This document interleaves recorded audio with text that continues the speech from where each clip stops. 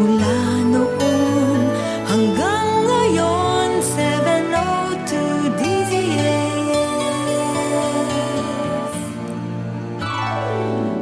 As you begin your every morning, in each and every day, we will truly keep you company. Spreading the good news to everyone. Together till evening is done. With the songs we play and things we say, we hope to brighten your way. 'Cause morning, noon till nighttime, Christ is shining through, reaching out, touching you. 702 DZAS ay mabuting balita sa iyong Diyos. Dito sa radyo 702, laging umaabot sa'yo kamay ng Panginoon. Mula noon hanggang ngayon, 702 DZAS. Morning, noon till nighttime, Christ is shining through, reaching out, touching you. 702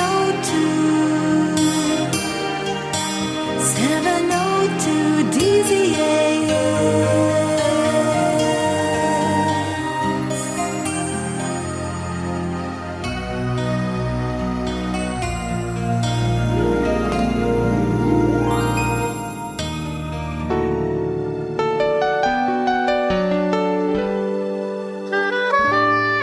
Dito nagtatapos ang pagsasahimpapawid ng 702 DZAS, Agapay ng Sambayanan.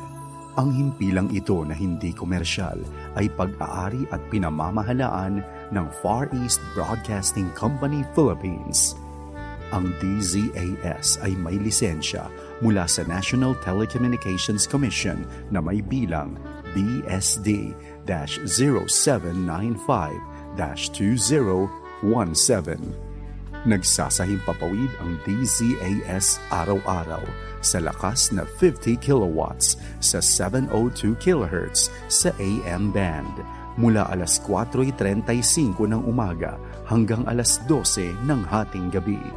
Ang mga studio nito ay nasa One Corporate Center, 46th floor, Doña Julia Vargas Avenue, corner Meralco Avenue, Ortigas Center, Pasig City. At ang transmitter naman ay nasa Bukawi, Bulacan. Ang 702 DZAS ay nasa ilalim ng pangangalagang teknikal ng mga FEBC personnel na lisensyado ng National Telecommunications Commission at ng Professional Regulation Commission. Electronics and Communications Engineer Joaquin Aliga Jr., ECE number 0011597 at First Class Radio Operators. Elizalde Aramay, NTC number 17-1PNCR-268486. Eduardo Balyad, NTC number 97-1-PHN-19888. Rafael Barduquillo, NTC number 14-1-PNCR-26670.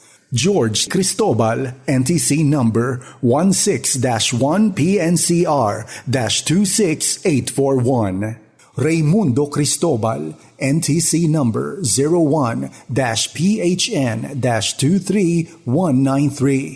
At JVC Tabwa, NTC number 15-1-PNCR-26813. Maraming salamat sa pakikinig. Ito ang 702 DZAS, Agapay ng Sambayanan. Mga kababayan, ang pambansang awit ng Republika ng Pilipinas. Bayang mag